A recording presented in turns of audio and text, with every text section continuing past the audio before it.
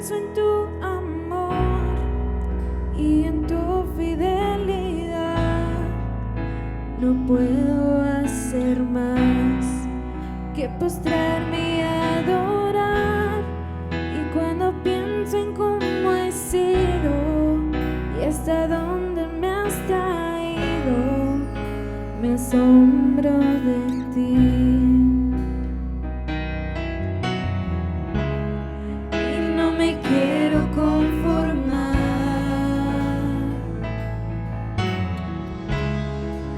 He probado y quiero más. Y no me quiero conformar.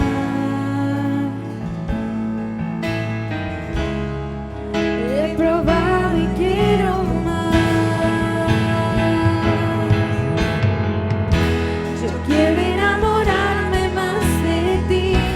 Enséñame a amarte y a vivir con todo tu justicia y tu verdad.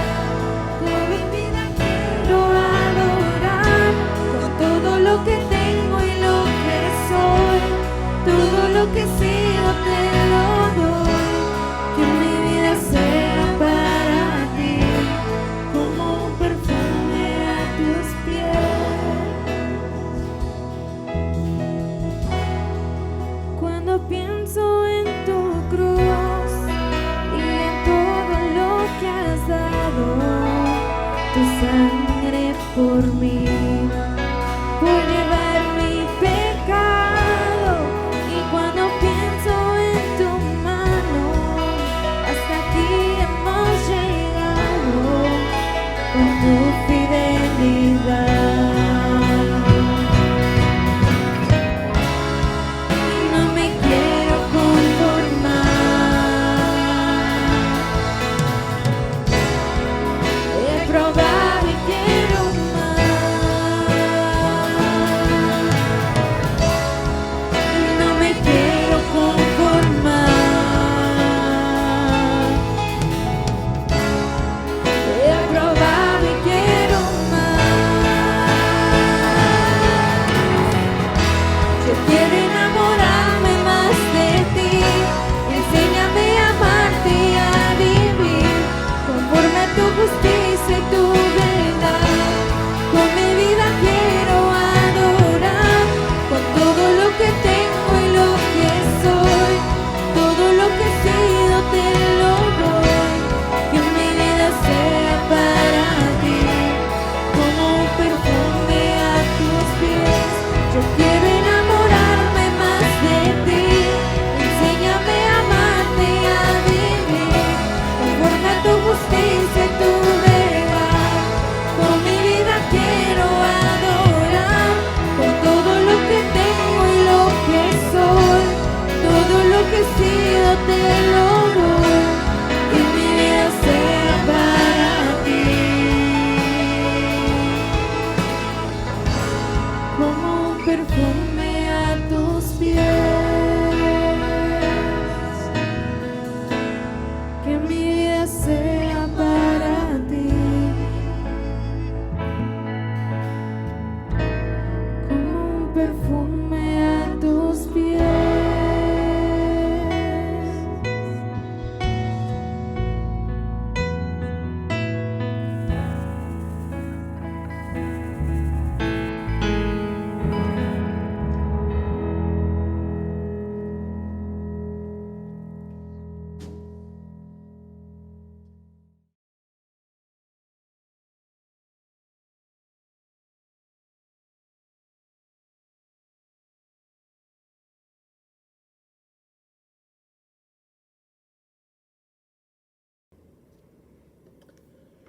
Buenas tardes, hermanos, Dios les bendiga. Bienvenidos a esta precioso día. Ha sido un día hermoso. El clima aquí en Houston ha estado bellísimo. Gracias al Señor por eso. Gracias por cada uno de ustedes que nos acompañan. Bienvenidos a esta tarde de estudio bíblico en la iglesia El Buen Pastor. Cada miércoles es estudio bíblico. Y en estos días hemos estado estudiando el Evangelio de Juan. Gracias al Señor, el Señor nos sigue manteniendo en su mano, Él siempre lo va a hacer a través de todas estas circunstancias, toda esta pandemia. Damos la gloria al Señor por las cosas que nos ha permitido ver, especialmente gracias al Señor por Ethan Cajero, un muchacho de nuestra iglesia que ya, gracias al Señor, está en casa, y gracias al Señor porque él se recuperó de este problema que simplemente no le estaban encontrando lo que él tenía, y esta iglesia se puso a orar. Gracias, hermanos, a todos ustedes que estuvieron orando y orando por Ethan. Gracias al Señor que él ya está en casa recuperándose. La gloria sea para el Señor. Así que vamos a ir a la palabra del Señor en esta hora. Le voy a suplicar que abra su Biblia en el Evangelio de Juan. El Evangelio de Juan, y vamos a ir directamente al capítulo 6. Juan, capítulo 6. Y mientras usted busca Juan, capítulo 6, déjeme decirle que usted puede tener más información, y estamos dando algunos anuncios, y vamos a tener más anuncios en nuestra página web de nuestra iglesia, elbuenpastorkatie.com. Para los hermanos de nuestra congregación que nos están viendo, ahí usted puede dar sus ofrendas, puede dar sus diezmos, o también, si gusta, algunos nos han preguntado acerca de esto.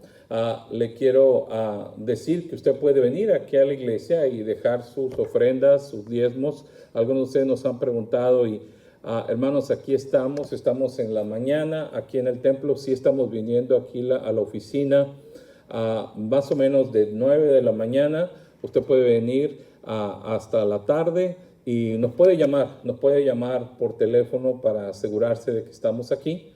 Así que le invitamos también a hacer eso si usted gusta. Así que ya encontró el Evangelio de Juan.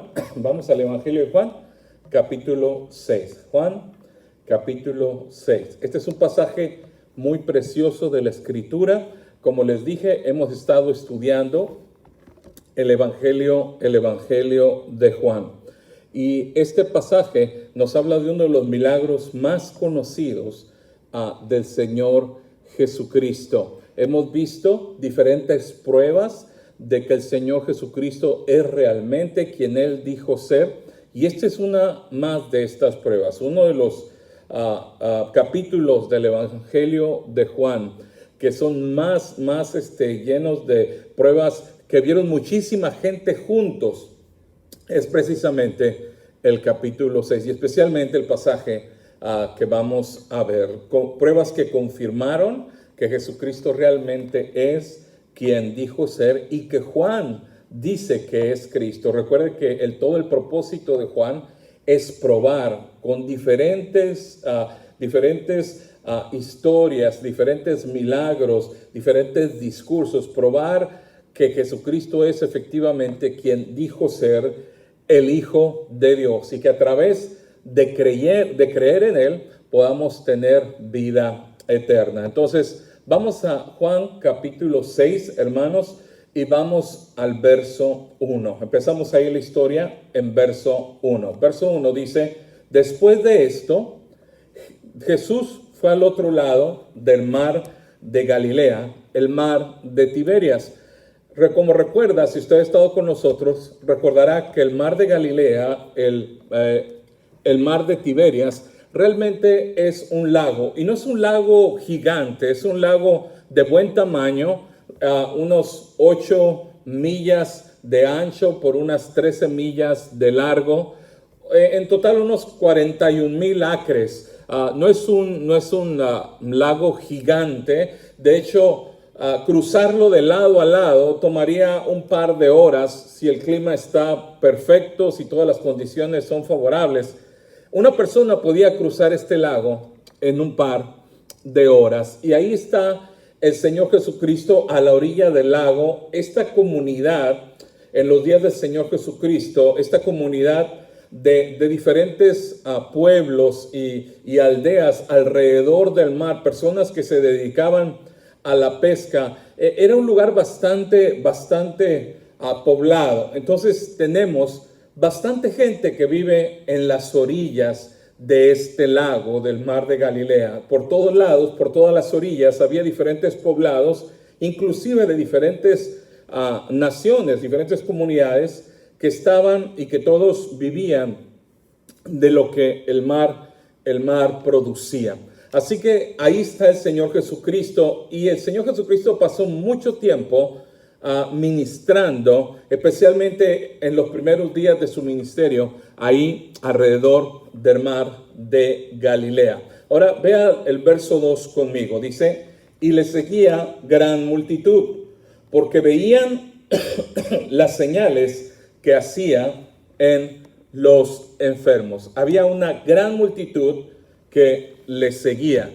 Ahora, cuando entendemos las dimensiones del lago, podemos entender este asunto de por qué la gente, o cómo es que la gente seguía a Jesús. Porque dice la Escritura que él se metió en el mar, dice, se fue de un lado a otro del mar en un barco. Pero la gente, obviamente, sí, algunos tal vez lo siguieron en barco, pero la mayoría de las personas siguieron al Señor Jesús caminando por la orilla de aquel lago, y sabiendo que no es un lago muy, muy grande, podemos ver a esta gente caminando alrededor de aquel lago. Ahora quiero que tome o que vea o visualice esta situación. Nos dice la Biblia que había más de 5,000 hombres, 5,000 hombres sin contar mujeres y niños. Así que puede usted imaginarse el impacto. ¿Cuántas personas serían? Tal vez alrededor, por lo menos tal vez 15,000 personas. 15,000 personas caminando por la orilla del lago. Imagínese usted eso. Ahora imagínate que tú vives en una de esas aldeas, una de esas comunidades alrededor del lago. Imagínate que vives en una aldea y vamos a pensar que tal vez hay 50 personas que son parte de tu pequeño pueblo, y de repente ves llegar miles de personas pasar por enfrente de tu aldea. Y obviamente la pregunta salta: ¿qué es lo que está pasando? ¿A dónde van? Tú has escuchado de Jesús, ya has escuchado de lo que Él ha hecho. De hecho, la Biblia nos dice que Él andaba alrededor del lago curando gente en todas estas comunidades, en todas estas aldeas. Así que en el momento que tú ves todas esas personas, seguro que tú también te vas a unir, porque tal vez es lo más grande que has visto en tu vida, esta cantidad de gente caminando alrededor del lago. Has escuchado acerca de lo que Cristo ha hecho. Toda esa gente y toda esa popularidad de Jesús es resultado de lo que Jesús había hecho. Jesús para entonces ya había resucitado un muchacho en la aldea de Naín, al sur del mar de Galilea. También en Capernaum había sanado más gente. Todo el mundo en la comunidad o alrededor conocían a un hombre principal entre los judíos que se llamaba Jairo, y también sabían lo que Cristo había hecho con la hija de Jairo. Y la compasión de Jesús no solamente había sido con el pueblo de Israel, con la casa de Israel, sino que también todos habían visto que Él había sanado gente que no eran judíos.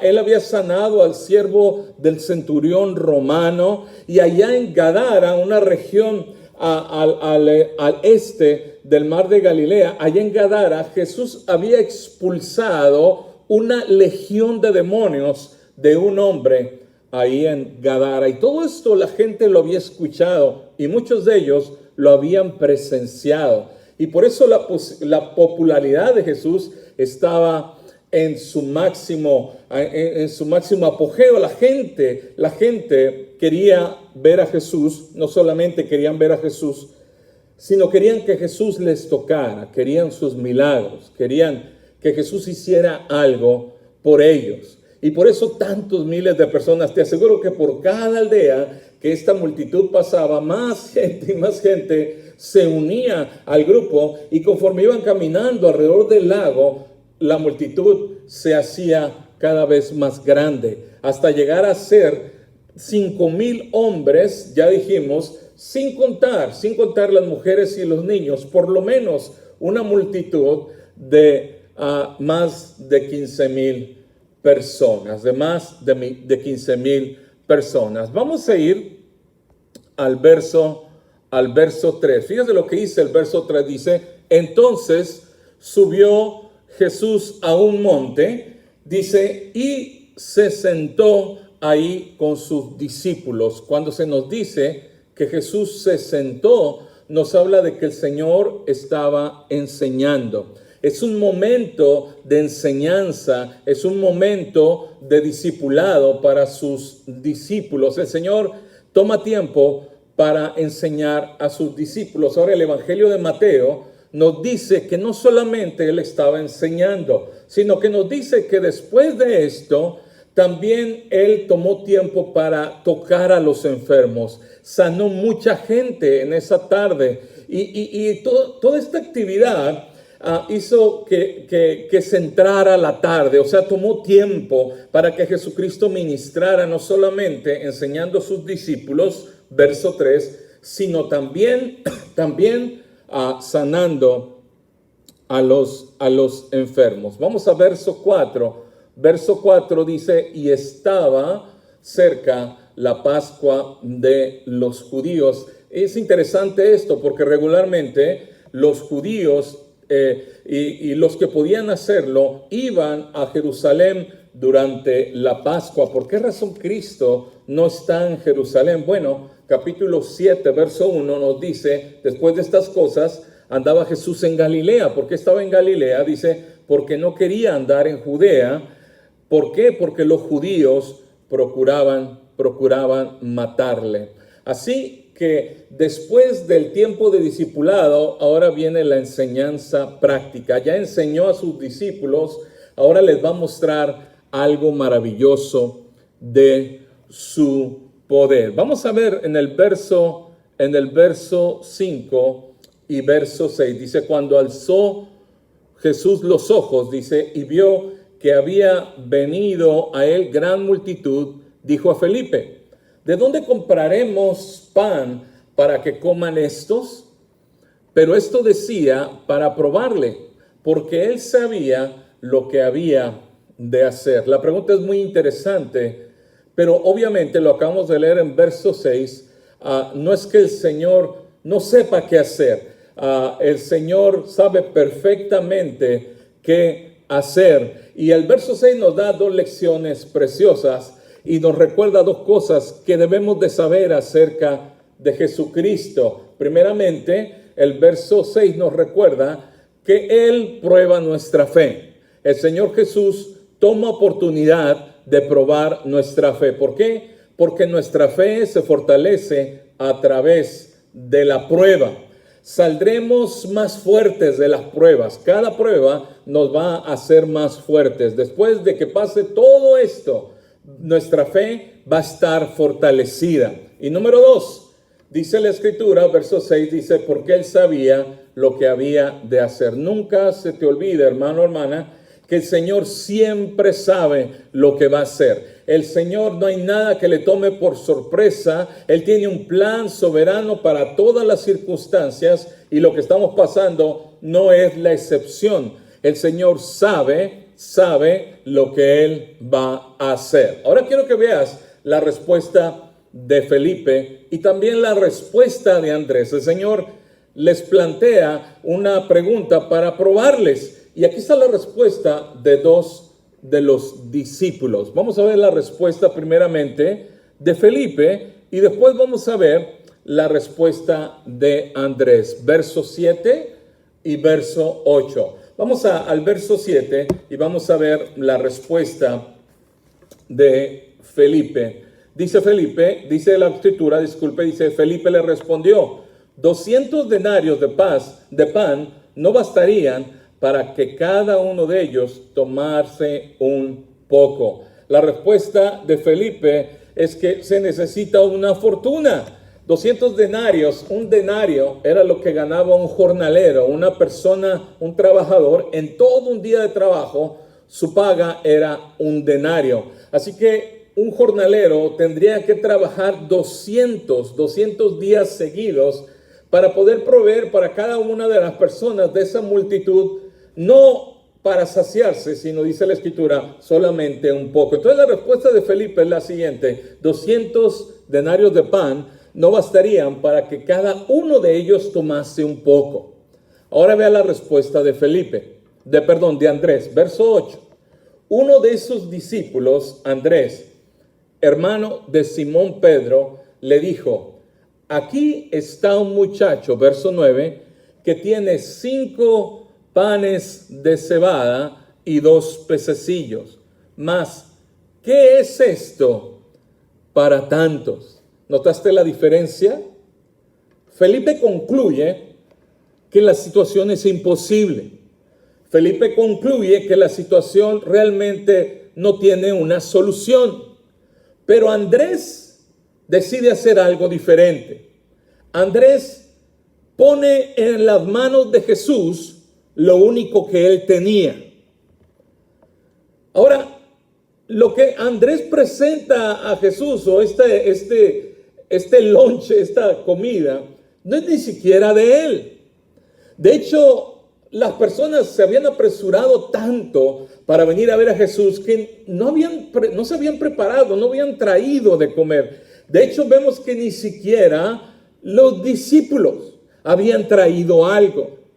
Lo que encuentra es lo que un muchacho, entre miles, un muchacho había traído y se había preparado. Él, en lugar de caminar y no traer algo de comer, él había dicho: me voy a llevar algo de comer conmigo. Y era lo único que había, unos pocos pececillos y panes. Y esto es lo que Andrés presenta a Jesús.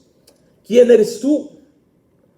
¿Quién eres tú? ¿Eres como Felipe o eres como Andrés? ¿Eres tú la persona que te enfrentas a situaciones y sientes las puertas cerradas y dices no hay solución? ¿O eres de las personas que deciden poner lo poco que tienen en las manos de Jesús? Ahora, tal vez la ansiedad y todas las cosas que sentimos en este tiempo, tal vez han quebrantado un poco tu fe. Tal vez sentimos que no tenemos la fe tan fuerte como antes, y tal vez las circunstancias, al contrario, han fortalecido nuestra fe. Pero no importa que sientas que tengas poca fe ahorita. Te animo a que la traigas a Jesús. Por más escondida que esté tu fe, en medio de dudas, temores, ven y entrégasela a Jesucristo. Entrégaselo a Jesucristo. Todo eso, entrégaselo a Jesucristo. Tal vez alguien está diciendo ahorita: pastor, pero fe, si hay duda, realmente no hay fe. Bueno, no hay ser humano que tenga fe perfecta todo el tiempo. No existe. Todos los seres humanos tenemos momentos de duda. Todos los seres humanos tenemos momentos de temor. Todos los seres humanos tenemos momentos de ansiedad. No somos perfectos. No todos tenemos perfecta fe todo el tiempo. De hecho, es la prueba lo que fortalece nuestra fe. Cuando salimos de aquel problema, nuestra fe es fortalecida. Andrés trajo a Cristo lo poco que él tenía, y Cristo hizo un gran milagro. Ahora, ¿qué hubiera pasado si en lugar de Andrés traer aquel pequeño lonche, aquellos pececillos, a Cristo se los hubiera traído a Pedro? Bueno, tal vez lo que Pedro hubiera hecho, pues se los hubiera comido y tal vez compartido con un par de personas más, tal vez con su hermano Andrés.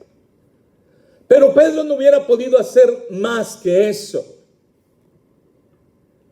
¿Ves? Lo que aquí nos enseña es que no importa qué tan poco tú tengas, lo importante es que lo traigas a Jesús. No importa qué tan pequeña pienses tú que es tu fe. Lo importante es dónde está tu fe puesta.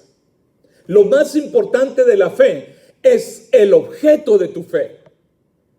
Lo que hace poderosa la fe no es la fe en sí misma. La fe en sí misma no es poderosa. La fe es poderosa cuando pones esa fe en aquel que es poderoso. Cristo es poderoso. Aquellos pocos panes y pececillos en las manos de cualquier persona, ese era solamente un pequeño lonche. En las manos de Cristo, que tiene el poder, es alimento suficiente para una multitud. ¿Ves la diferencia? No importa qué tan poco tengamos, qué tan poquito tengamos, traigámoslo a Cristo. Aquí estamos ya varias semanas en esta situación.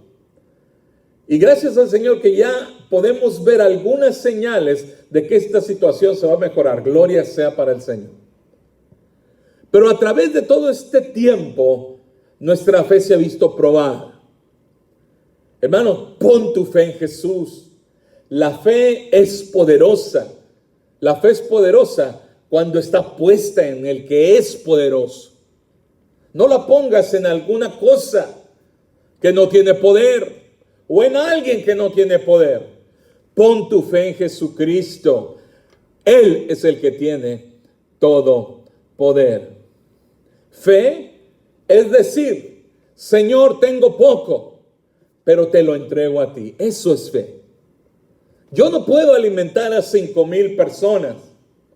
Simplemente no lo puedo hacer. Pero lo poco que tengo en las manos de Jesús puede llegar muy lejos. Jesucristo puede hacer grandes cosas cuando yo pongo lo poco que tengo en sus manos. Vamos al verso siguiente, verso 10. Entonces, verso 10, entonces Jesús dijo, haced recostar a la gente. Y había mucha hierba en aquel lugar, parece un lugar muy precioso, ¿verdad? Dice, y se recostaron en número como 5,000 varones. Recuerde, 5,000 varones, no contando mujeres y niños. Verso 11, y tomó Jesús aquellos panes, y habiendo dado gracia, los repartió entre los discípulos, y los discípulos entre los que estaban recostados.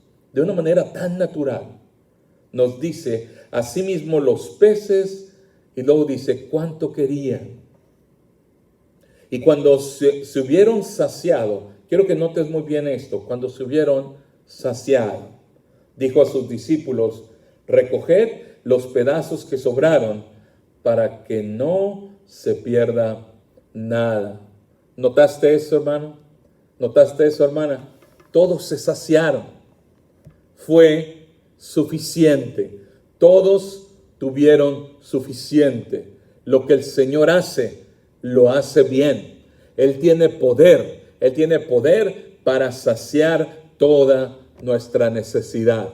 La gloria sea para el Señor. Verso 13, fíjate qué precioso es el verso 13. Recogieron pues y llenaron 12 cestas, que de los 5 panes de cebada sobraron a los que habían comido. Ahora, 12 cestas es muy interesante. ¿Recuerdas cuántos discípulos eran? Sí, eran 12 discípulos. No nos lo dice el pasaje, yo no lo puedo probar, pero definitivamente es una cesta por cada uno de los discípulos. También recuerda que el pueblo de Israel eran 12 tribus. Esto nos habla de que el Señor iba a proveer para todo el pueblo. Pero también es muy interesante cómo los discípulos salen de ese lugar con 12 cestas llenas de comida. Uno de ellos trajo un poco de alimento y los 12 salieron con 12 cestas llenas. Porque uno estuvo dispuesto a poner lo poco que tenía en las manos de Jesucristo. Ahora quiero que veas lo que pasa después de este milagro. Antes de eso vamos a leer el verso 14, porque es muy precioso. Dice el verso 14, aquellos hombres entonces, viendo la señal que Jesús había hecho, dijeron, este verdaderamente es el profeta que había de venir al mundo. Entonces los discípulos confirman una vez más lo que Cristo era, lo que Él dijo ser, Él era. el Hijo de Dios. Mas, sin embargo, Cristo les va a dar otra oportunidad más. Saliendo de ahí, si tú ves en tu Biblia, lo siguiente que va a suceder es que los discípulos van a salir todavía con el sabor del pan y los pececillos y todos saciados y con 12, recuerda, con 12 cestas llenas. Y van a subirse al barco. Y en el barco, en la barca, les va a agarrar una tremenda tormenta. Una tormenta enorme. Pero esa es historia para la siguiente semana. Este es el pasaje que vamos a ver la siguiente semana. Pero quiero dejarte con este pensamiento. Antes de entrar a la tormenta, los discípulos tenían 12 cestas llenas. Entraron a la tormenta con 12 cestas llenas. Aquí estamos, hermano, tú y yo con una gran tormenta delante de nosotros. Y déjame decirte, ¿cómo estabas antes de que empezara todo esto? Te aseguro que muchos de nosotros podemos decir que estábamos con nuestras cestas llenas. Nos sentíamos bendecidos, nos sentíamos muy gozosos en victoria. El Señor estaba haciendo grandes cosas y después el Señor nos permitió entrar en esta tormenta. Pero al igual que los discípulos, no nos dejó entrar sin tener nosotros prueba de su fidelidad y de su bendición. Nos dejó entrar con estas cestas llenas que prueban de que Él es fiel y Él es poderoso para sacarnos y para llevarnos en medio de la tormenta. Así que a través de esta tormenta, hermano, hermana, afianza tu fe y espera en el Señor. Al igual que el Señor lo hizo 2000 años atrás, el Señor va a ayudar a sus discípulos de una manera increíble en medio de esa tormenta. Jesucristo es el único que puede saciar nuestra hambre. Jesucristo es el único que puede saciar nuestra fe, nuestra sed. Es el único que puede fortalecer nuestra fe. Así que te invitamos, si tú nos estás viendo y tú no conoces a Jesucristo, lo hemos hecho incesantemente. Cada domingo y cada miércoles queremos hacer esto. Queremos invitarte a que te entregues a Cristo. Queremos invitarte a que le entregues tu vida a Jesucristo. Jesucristo dio su vida por ti en la cruz del Calvario. ¿Sabes por qué? Para que hoy tú puedas tener vida eterna. Es lo que el Señor te está ofreciendo. Ahora tenemos que reconocer, una persona para poder venir a Cristo tiene que reconocer su pecado, tiene que reconocer que ha quebrantado la ley de Dios, que ha pecado y arrepentirse de su pecado. Arrepentirse no es sentirse mal de su pecado, arrepentirse es dejar el pecado. Así que hay que venir a Cristo, hay que reconocer que uno es pecador, arrepentirse. Y entonces pedirle a Él que cambie nuestras vidas. Pedirle a Él que sea el Señor y Salvador de nuestras vidas. Y la promesa es preciosa. La promesa en la Biblia es: el que viene a mí, dice el Señor, yo no le echo fuera. Así que el Señor te está dando esta oportunidad. Y nos gozamos de poder darte a ti estas noticias. La palabra evangelio, ¿sabes lo que quiere decir? Quiere decir buenas noticias. ¿Has escuchado muchas malas noticias? Bueno, ahora te estamos dando buenas noticias. Cristo te ama y te quiere salvar. Así que te invitamos a que vengas a Cristo.